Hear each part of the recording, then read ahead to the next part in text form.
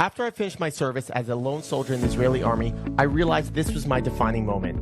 It's time for me to build success, create stories, and the financial freedom that I never had before. I used to be trapped with money, and now it empowers me. Since then, I've developed a multi-million-dollar financial advisory business, a podcast that has been featured on all the global media stations around the world. One of my favorite things to do is educate people on the mindset to build resilient wealth, build success, and have fun doing it. In my show, you will not only get best-of-class tips, amazing stories, a bunch of laughs, but you'll also get a mindset shift from a family of people who have come from nothing and will help you be ready to succeed. Welcome to the Resilient Riches Podcast. Have you ever heard of somebody whose words actually change the way people think about war, the way people think about conflict, the way that people think about future? This guest is a world-renowned war expert, John Spencer, who's been on all the major podcasts, all the major media stations, has interviewed Benjamin Netanyahu multiple times, has been in conversations with every major leader across the world and speaking about what is going on right now in Israel, what's going on with the Jewish people, what's the future, and what does America and the world need to do in this defining moment of our world, of our life. So John Spencer, super excited to have him on and super excited for everybody to learn. We're also going to talk about the military and personnel that actually finished the military and what they can do next in their finances, to talk about how they can build wealth, how they can get back to what they're doing instead of just thinking about staying in the military, but wanting to actually move on. So everybody, welcome to this episode. It's a real honor to have this legend, John Spencer. Welcome everybody to another episode of Resilient Riches. Today, you're going to get some insight from somebody who is, in my mind, a legend across the entire world. He's changed the way that people view Israel. He's changed the way that warfare actually exists and how we understand warfare. John Spencer, who really needs no introduction, is the chair of war studies at the Madison Policy Forum, the director of urban warfare executive director of the Urban Warfare Institute. Honestly, a great guy, a genius. We're going to talk about today a little bit about soldiers who are actually finishing off the army and what they do with their finances and how they can rehabilitate back into life, but also his stance right now being pro-Israel. So, John, we really appreciate you coming on. We're really excited for this conversation. Thank you first for what you're doing, and thank you for your stance. But my first question is, how'd you fall into this? I mean, it sounds like you become this advocate for the Jews and advocate to Israel, when I don't think that was actually your intention. Where did this all come from? It's a great question, and it was a long road, and I've had an interesting career. I wouldn't say special, but I definitely was in a lot of places, right place, right time, working for a four-star general in the Pentagon, studying urban warfare, teaching at West Point, teaching strategy, started a research center. And I was also doing a unique type of war research around the world, which actually, because I focused on urban warfare and underground warfare, I spent a lot of time in Israel studying the past wars. And really, when it came down to after October 7th, not only did I have a research goal, but then I had this weird immediate position of having knowledge that for some reason the rest of the world didn't have, not only about what's ever come before October 7th in warfare, you name it, in every aspect of urban combat or war in general, but also able to debunk a lie and see through the matrix immediately when after October 7th, the lies started immediately. So then it became a question of character, right? Because I started going looking over my shoulder going, is anybody else not going to say that that's crazy, wild, not the truth? Whether it's, the density of Gaza City or what the IDF are doing or what you can and can't do in warfare. I became the guy going hey, that's not true. And then because of my research going into Gaza, I became somebody with knowledge. And I think with great knowledge comes great responsibility. So it did become eventually a position of character of are you going to stand up for the truth? And I have, children. I care about even the United States. I bleed red, white, and blue, where the truth should really matter. And for Israel, it was is nobody else going to say? And I did have information that nobody else had just because of my unique occupation of studying every urban battle that's ever come before, writing case studies. So I could immediately go, what you just said is not right. And let me tell you about how it went before. Do you find that Israel right now is on a double standard? What changed? How come Israel has this double standard when there's all these other wars? Do you understand why is there a double standard? That's the real question. Why is there a double standard? Because we all know there is one. Yeah, it took me a while to actually come up with an answer with that. Even again, if you started studying war on October 7th, that's problematic. But because I had been studying war for a while, I was able to identify all the double standards to the point where so many double standards started adding up that I call it the Israeli standard. And even in Gaza, but you could also apply it to, the strike in Qatar, the strike against Iran, like all these double standards of international norms, the laws of war, human decency, every bit of it. Now the answer is why, right? So why these double standards? And it really became a process of elimination of like, well, this could be the reason because people haven't been connected to war like this ever in history, right? The social media aspect of this, like that could be a reason, but we have that in Ukraine and Russia. It really became because it's Israel, and that there is a deep-seated anti-Semitic, anti-Israel storyline that all of the disinformation agents or anti-Israeli groups, and we can talk about them from the United Nations to the very, it was almost like it was the fuel on top of that simmering fire that was allowed it to explode to where this is where I got like, this is nuts. As somebody who studies war, even the one thing about the civilians not being able to leave the war zone, like just that is like never in the history of war has there been a country like Egypt who built a new wall to trap the civilians in the combat area, irrelevant of the context of even what Hamas is doing to them. Just that one thing, and the fact that the world won't talk about it. So like, there's so many double standards that add up to completely. This is an Israel standard because it's Israel, because it's the Jewish people. And then you layer on conspiracy theories, even the sneaky Israel approach, right? The whole genocide accusation, which is as far from the truth as could be, just on what Israel has done to feed the enemy's population, to aid the enemy's population. Again, never happened in the history of war. Nobody cares, though.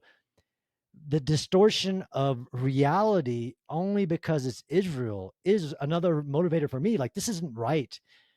And the assumption that this wouldn't apply to every other nation, like the 200 nations of the world. Of course, this won't be a standard for those nations if they go to war, if they get attacked, whether you're the United States or somebody else. But because it's Israel, we want to, of course, we'll debate if Israel should even be a nation, which is crazy. But these standards that we're talking about, like keeping the civilians trapped inside the combat area, like Hamas using human shields, like we're saying that's okay because it's Israel. So it's become this that Israel has this new double standard. Do you think that there will be a future attack against countries who do have warfare like this? Because it's not going to be the last time. Because now they know it works. Now the Islamists or the radicals know exactly what works, so they're going to go out and do it again. Do you think it's going to change in the future that the people responding will look like the victim, or is it just unique to Israel and the Jewish people in this situation? It's a great question.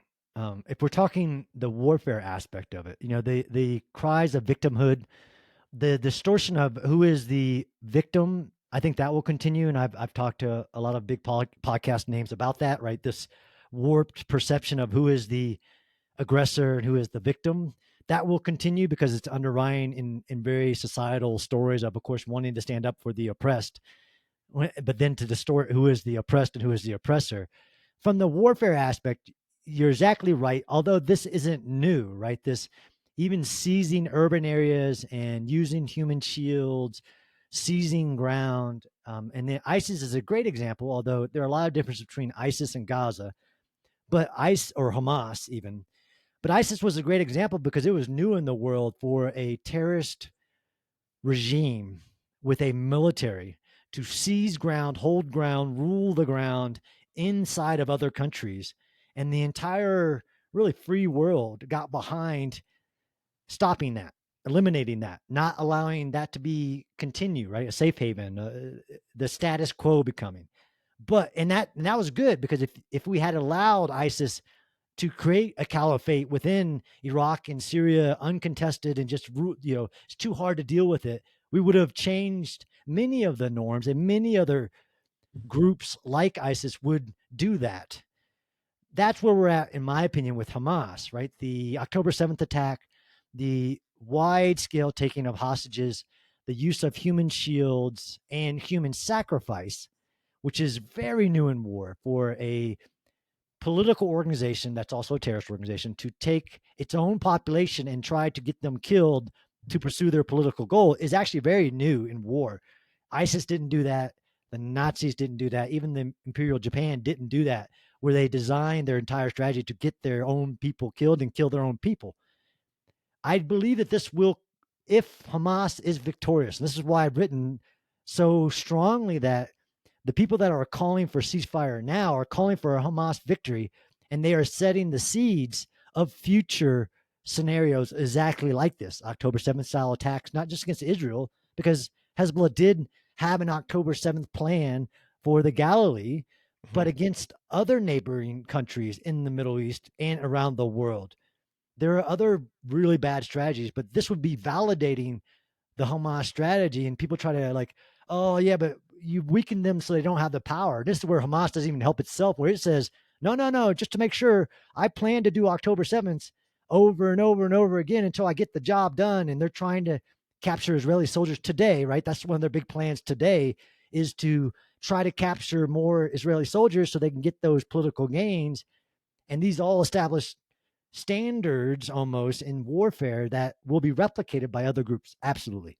Yeah, I agree with you. If you don't take out the example right now, then there could be future examples. So it's the same thing that if we didn't completely eliminate the Nazi movement, Nazis would resurface and there would be a set standard that it is okay to be a Nazi. So I was walking, I live on the Upper East Side of Manhattan, and I'm walking to my city bike. I take a city bike to my office and I see a Hail Hitler Nazi sign on my city bike. It's the first time I've seen this, like myself, like I'm the one that's exposing it, just like 2 days ago.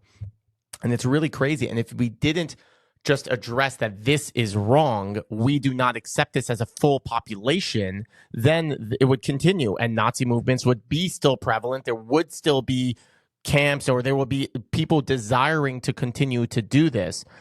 But how do you prevent another war? How does this war end, and how do you prevent another one? It's a big question, because if you include the war, you're talking the entire war since October 7th, which wasn't just against Hamas, right? It was Hezbollah, Iran, Shia backed groups, Syria's Assad regime support to Hezbollah. Like, it was this, I mean, it's an entire war against the Islamic regime in Iran, proxies, with the design of the Ring of Fire, with the goal of the extermination of Israel as a nation, which, if I didn't mention it, is also a very clear explanation to the Israeli standard in war that Natan Sharansky wrote down, that I found very revealing as a framework in which to analyze a position that somebody has. If it's a double standard that then tries to delegitimize Israel as a nation, that then tries to demonize Israel and the entire Israeli people, you can rest assured that it's anti-Semitism at the root of it, and it is anti-Semitism. How do they win a war is I taught war at the in strategy in West Point, and that's a big question. Like, what does winning look like? Things like that. And then what are you talking about? It lets people integrate all these different ideas, and I've had to fight against that. Right, the war against ideas. Right, the terrorism. How do you defeat an idea? War is the pursuit of political goals. It's an active force to compel your enemy to do your will, but there are different variations of war. Everything, some people almost, where this is where I think definitions really matter, like the war against drugs, things like that. Like, that's great. Mm-hmm. The war against Islamic radicalization, things like that are really important. In each part of Israel's war since October 7th, right? A seventh front, if you count the information warfare, an eighth front. How do you defeat Hamas is a much different question. How you win the war that Hamas started on October 7th? Although I just wrote and published a case study about Operation Cast Lead in 2008, which is a really telling story of what was to come and what decisions were made at the end of that operation. What were Hamas's goals? Like, the whole nations go to war. Militaries don't go to war. Nations go to war. So Israel declared war against Hamas after being invaded. How do you win that war? You assess it against the three goals that Israel has set for the war. You're right. The ramifications of not winning are very big, and that can be articulated. I get in conversations a lot right now is Israel's not winning, it can't win, and all these things. As a war analyst, how does Israel win this war? If we're only talking about against Hamas, that is very clearly defined as returning all the hostages, destroying Hamas's military capabilities, removing them from power in the Gaza Strip, and making sure nobody from the Gaza Strip threatens Israel ever again. All definable, all achievable, and have nothing to do with sentiment of people in Gaza. This is the radicalization, what we call the counterinsurgency theory of you're creating more terrorists than you're killing.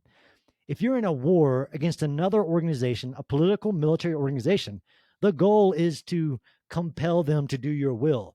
You deal with de-radicalization, post-conflict stabilization after winning the war.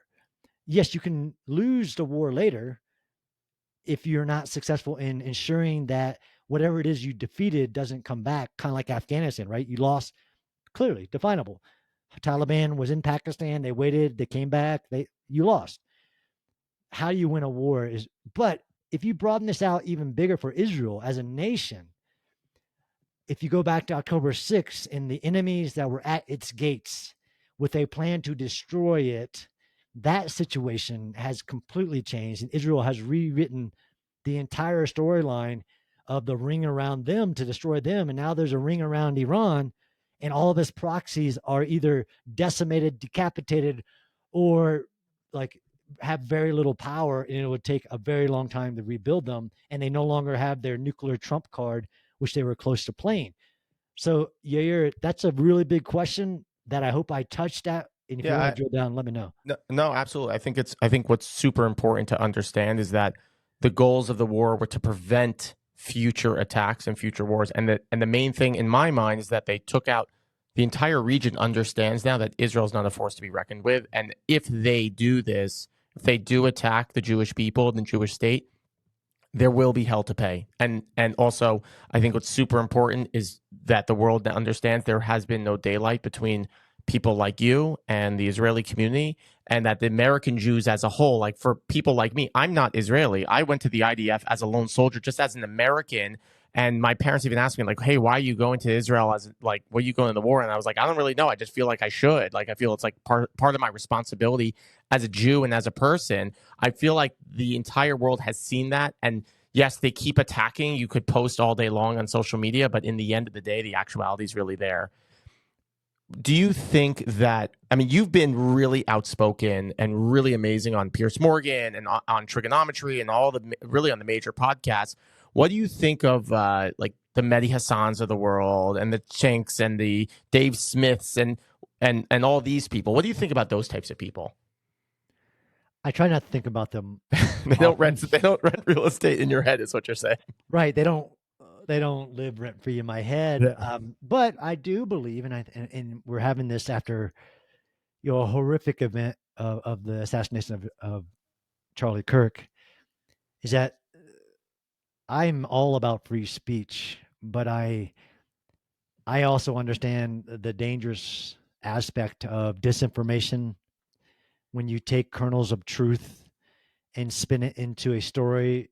And because you're oriented at Israel, maybe you think it's okay if you just, like a Dave Smith or somebody else who, I think there was somebody else, maybe it was Douglas Murray, just said, like, you're obsessed with Israel, like whoever it is, like that's where you've gotten your clicks, your followings, your money, or whatever it is. I don't even go into the individuals, like their background, their funding, all that stuff. I live in a world where I really care about the truth, like other individuals do. And this is where, of course, Israel has been under assault since October 7th of reality, of truth, of their intentions, the morality of the IDF soldier in Gaza trying to do everything that any military's ever thought of in history to separate the civilians from the military terrorist organization they're trying to compel to do their will, which is like release the hostages, step one. for these individuals you're talking about who make their name off of disinformation, one, and then what I straight out hate revisionist history. When you go back and try to rewrite the history with a really compelling narrative that is an assault against critical thinking. And this is really, I think we're in a war. Everybody's in a war for what is the truth, what is critical thinking. Um, you can get all to the whole ideals about what is, socialism, all these other things that are all wars as well. But from my world, in the war, like, war is horrible, but I think personally, only the dead have seen the end of war, because evil does rise. And I do believe in good versus evil. And some of these people, I question whether what's truly backing behind their pursuit of demonization of Israel. And they say, well, I'm not talking about all Jewish people. I'm just talking about Israel and the Jewish state. It shouldn't exist, which is, it's really bad. Genocidal terms. It's just Genocidal terms, or delegitimizing, right? This is the whole, again, going back in revisionist history of even the creation of nation states and how you become a nation, what happened during wars, what is the fallout of wars, whether it's a small war, what we call, or a big war, what happens during the wars, borders, populations, the laws of war evolving. I think we're all, and these people are agents of disinformation, in my opinion only, but they are in this disinformation that is an assault not just on what is war and what is self-defense in war, what is a nation state, like all these very big terms that would really unravel what we call the kind of the global international order. And they're like, well, I'm just talking about Israel here. I just want to go back and debate the creation of Israel and should it have been created or not. Yeah, but that's And how countries were created. You're saying that Israel wasn't created the same way. So Bahrain shouldn't have been created, and all these other countries should not have been created. Afghanistan, these are countries that should never have existed because you've decided to recreate everything. Yeah, I mean, this is the whole indigenous conversation and everything about what creates it. My aspect is, what are the rules to war? What is, like, even starting a war of aggression is a war crime, but what are the realms of self-defense? And I'm trying to push back against the horde that wants to make all war, no matter the reasons, illegal, right? And this is what they're really saying about Israel. Like, we agree you can go get your hostages, but not this way, not in a war way. You should negotiate with Hamas. No, no, no. Like that, like going back to that standard, that would create the standard. Like, all you have to do is grab some hostages, and then all of a sudden you're a nation state level acting, negotiating team that has leverage. Like, this goes back to like the taking of airliners, and what things were working for a terrorist, and you create a standard until you stop it and it doesn't work anymore, and then they stop doing it. These individuals you mentioned are an assault against critical thinking, the truth, and this awful stuff, because they have a voice now of revisionist history. They focus in on Israel, but then they'll start to wed out to others. And this is why I do believe, and again, why I'm so vocal, is that if you're saying this about Israel, they start with the Jews, is what they say, and then they go with other groups. I mean, look what's happening right now to the Christian community. Christian it's becoming community, normalized. American, right? The American values, the American, like everything, like they're in their part-time jobs is to assault the American way of things, like going back and rewriting the evil doers of American history, right? So people like Dave Smith, like everybody who's come before now, even though now Trump is evil as well, anybody who came before that was involved in any war is an evil, bad person with bad intentions, right? So this is where they go and expand on it, which is the war that we're in. We're in the war for truth, and who sets the truth. Agreed.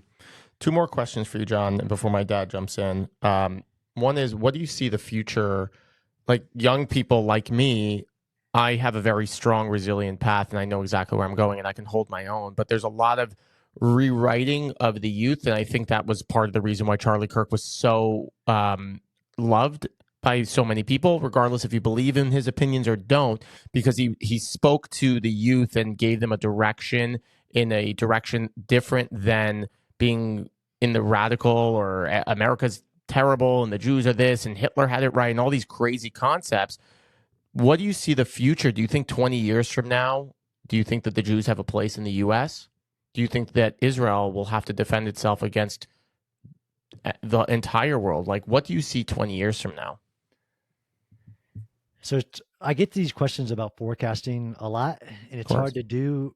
One, because I'm in the business of war, which is uncertain by its very nature. And if somebody tries to predict you even how a war is going to go, then you should probably not listen to them.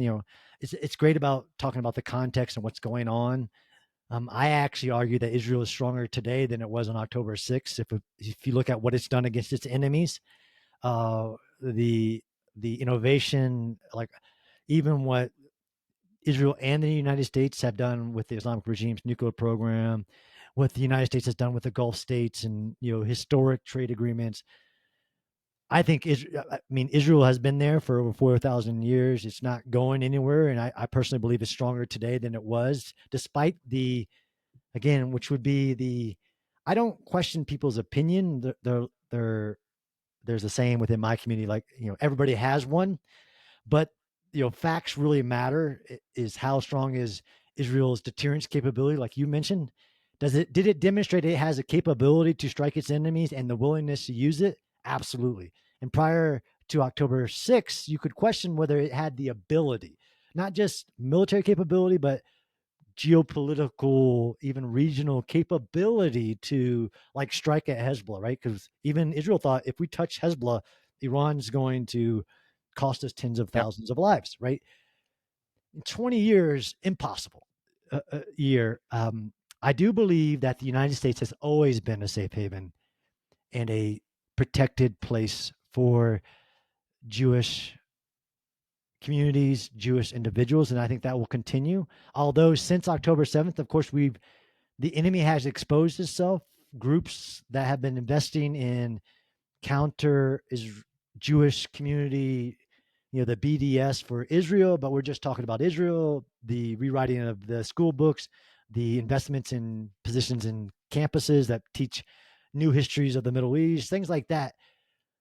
I do believe that those groups and what I would call enemies against the American way have exposed themselves, and there's been a lot of great work being, codifying the definition of anti-Semitism, designating certain groups as not nonprofits, but actually agents of Yeah, terrorist organizations, CARE, terrorist. yeah, SJP, Absolutely. all these places.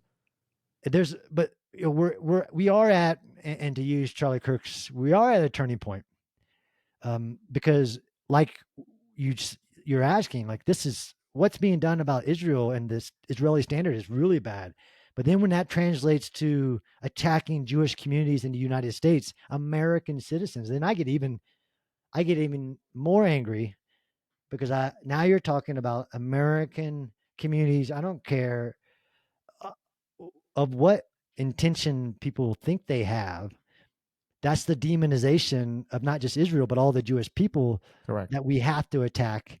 And I think that It's I find Judeo-Christian values. absolutely. I mean, this is what our country is built on, which, again, these disinformation agents want to say it's not, or whatever. And I think Charlie Kirk had such amazing um, ways to address facts, right? I want to live in a United States where the truth still matters, critical thinking still matters, and just because you call something whatever it is, bad, good, an elephant, doesn't make it true. And I feel that in my world, of course, with the war, but for the safety of an American citizen, you can't say that they're not at risk when they're being attacked. So that's not a truth. So we have to do things to protect all individuals in all communities, but especially if they're being targeted. I can't tell you where that's going to be in 20 years. I have a lot of hope. I think the United States will remain a place like it has for a very long time of safety for the Jewish people. Great. And last question. This is, I know we didn't go into so much finances, but it is important. We have a lot of veterans that listen to our podcast and a lot of new business owners. That's primarily the people that are listening. Um, you wrote a book called Connected Soldiers. And what people don't understand is when somebody finishes the army to reinvent themselves, it's not like in Israel where it's 3 years, 5 years. Like that's really a short period of time. But you're talking about people who have been in the army for 20 years that have been abroad. They come, they see their family every 3 months, and then they have to redefine themselves as people and redefine themselves as business owners. Can you speak to that and give some advice to those listeners and to people who are family and close with those listeners of how to rehabilitate or ways to think about rehabilitating yourself, and also how to be motivated to build wealth and grow wealth? Sure, it's a big topic, and yet, and I did address it in my first book because the American soldier is like 1% of the population. An Israeli soldier, not a lone soldier, but an Israeli soldier returns home to his family. The community understands. Most of the community is a part of it in some way in the self defense of the nation. The American soldier struggles with the bond and community that they get in the military, and then returning to society and not seeing that, although it can be created, it is there. My big thing, even as a veteran who spent 25 years in the military, got out and had that feeling of I don't have that cohesion community that I did, and I don't have that mission. So my biggest advice to any veteran that's leaving the military is find a new mission. Don't let your military service be the greatest thing you've ever done. You can do that in financial strength. You can do it in the professions you choose. You can do it in your volunteering work. Soldiers, everybody really in any population needs identity and purpose. Soldiers are given this such a deep and enriching identity and purpose as a soldier, and when they get out, they don't feel that, but they have to find it again and make their mission the improvement of not just their lives but their communities and everything. And it can focus them on, I just have a new mission. I haven't lost everything. I've actually gained opportunity. Great. I'm going to let my dad jump in, and he'll stay on for a few minutes, and then I'll close this out. Well, it's great to meet you, John, and thank you, of course, for everything you've done. Probably there aren't enough people that have been advocating for Israel. I've got a bunch of questions. I'll see how long Yair will give me. Usually, he likes to cut me off because he says I talk too long, but I could reverse that on him as well, of course. Just, we obviously been following this very closely from October 6th, but, even going all the way back really to 1948, even, and some of the credible times I was 7 years old in 1967 when during the 6-Day War, I think everything really changed for, the Israel perspective. But just some questions that I have right now is that first thing is, we all thought, or at least I did, and the people that I spoke to that we thought that Lebanon and Abbas would attack at the same time. And just trying to get some ideas from perspective from you, since you have that insight and that research, we thought it would be like a 3-pronged war all at the same time, but yet it didn't happen. Any thoughts on that, on why Lebanon didn't attack and why Abbas didn't attack? Because it seemed like an obvious thing to do. Sure. There's a lot into it. One, never interrupt your enemy when they're making a mistake is kind of a real Napoleon sense in the war. What is believed now from most of the research I've done is that, of course, there was that coordination to do a simultaneous attack.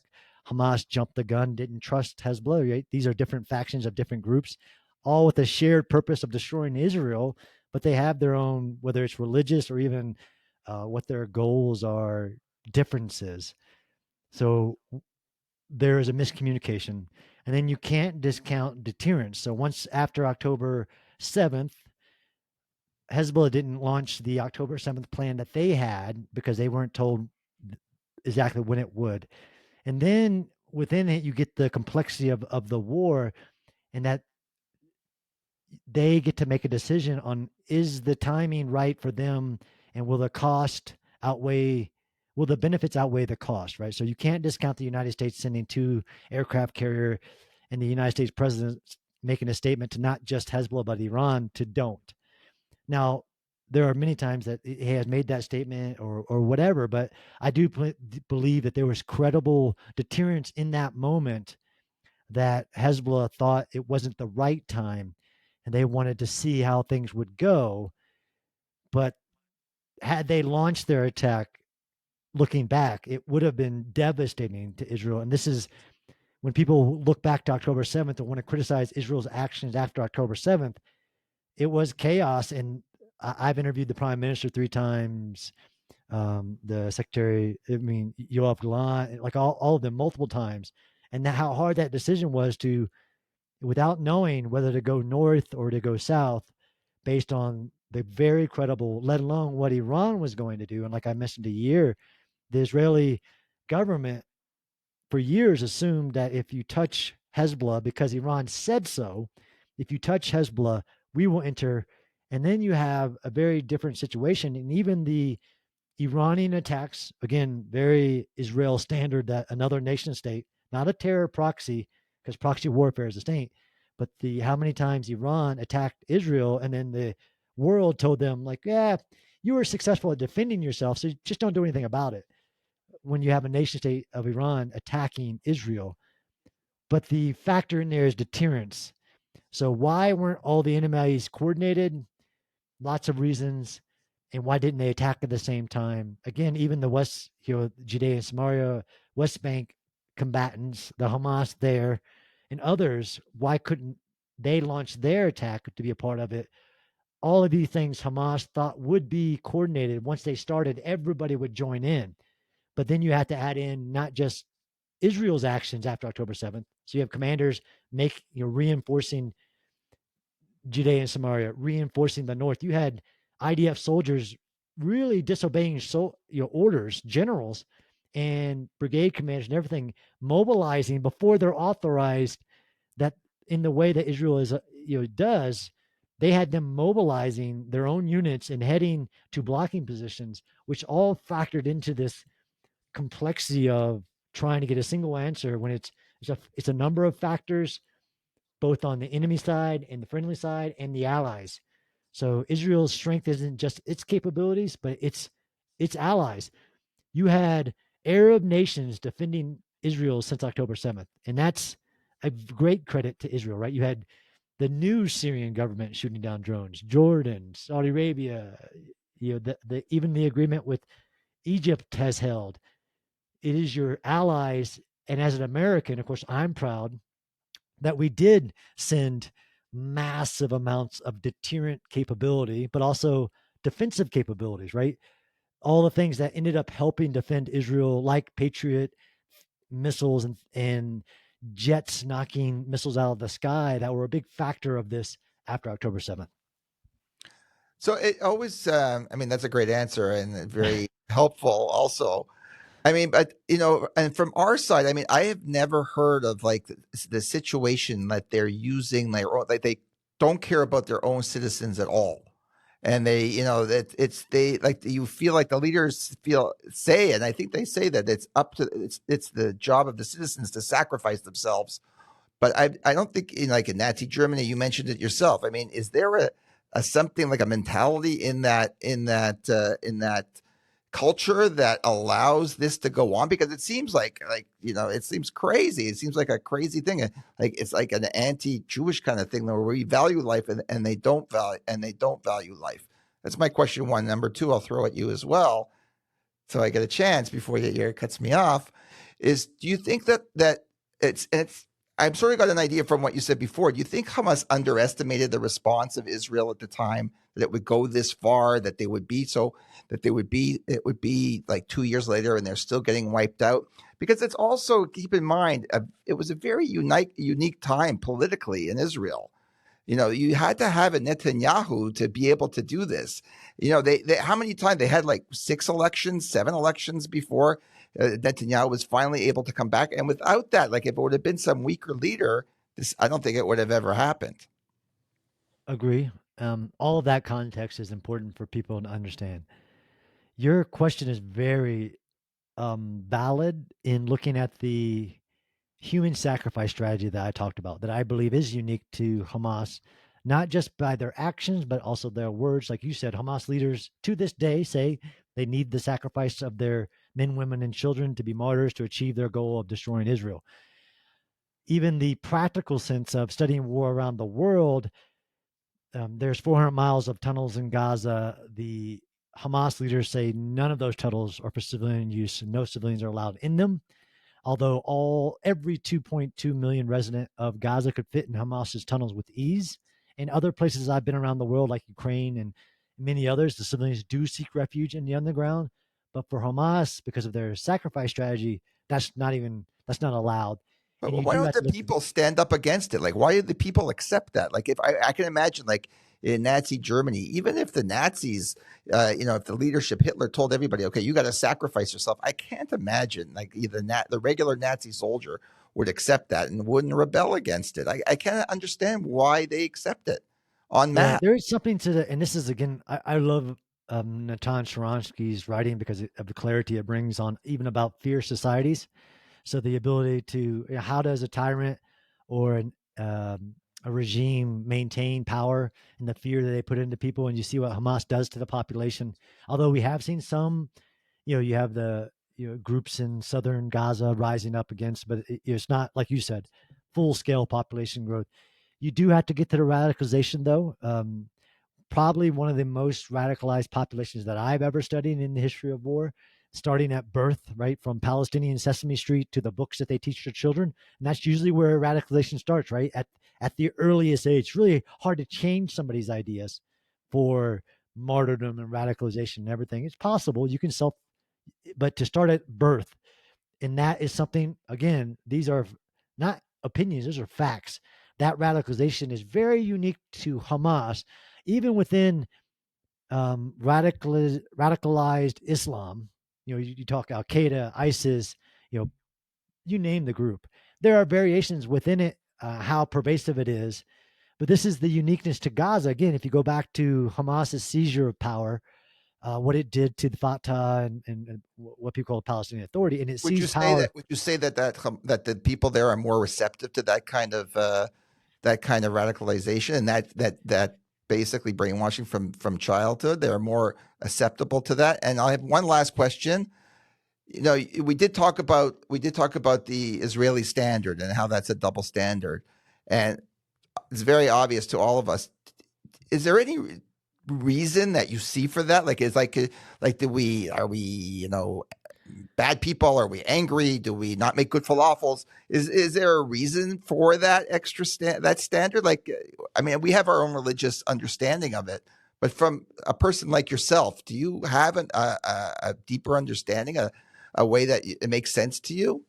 I mean, I do, because it didn't start recently, right? So from the creation of Israel in 1948, when 5 Arab nations disregarded a partition plan and attacked Israel, then you fast forward to, like you said, to 67 when 3 Arab nations attack, or 73 when 2 Arab nations attack. And now you have a terrorist military. So it's actually a terrorist army attacking.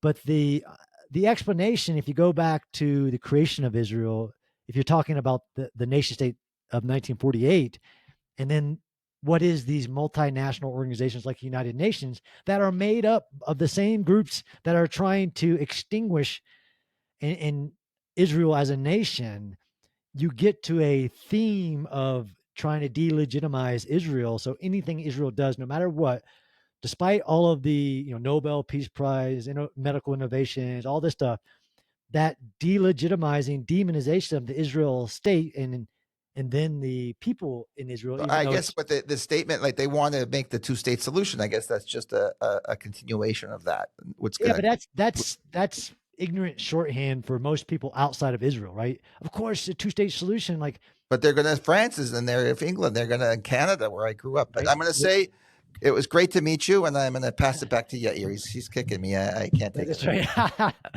Oh, he asks a lot of questions and doesn't allow for a lot of answers, and then he says Nazis like he created a new name for them. But John, so first off, thank you very much for coming on. Any things that you want to respond to my dad, because I know he interrupted every question he asked.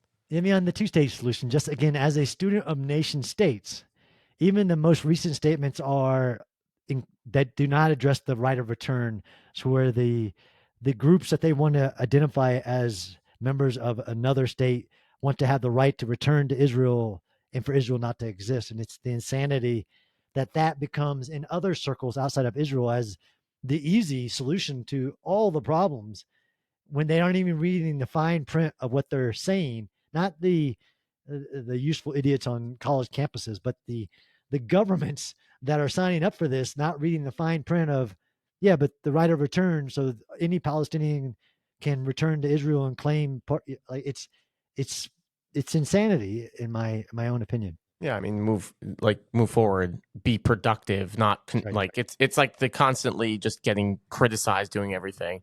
But John, just one thing I wanted to note was, I think I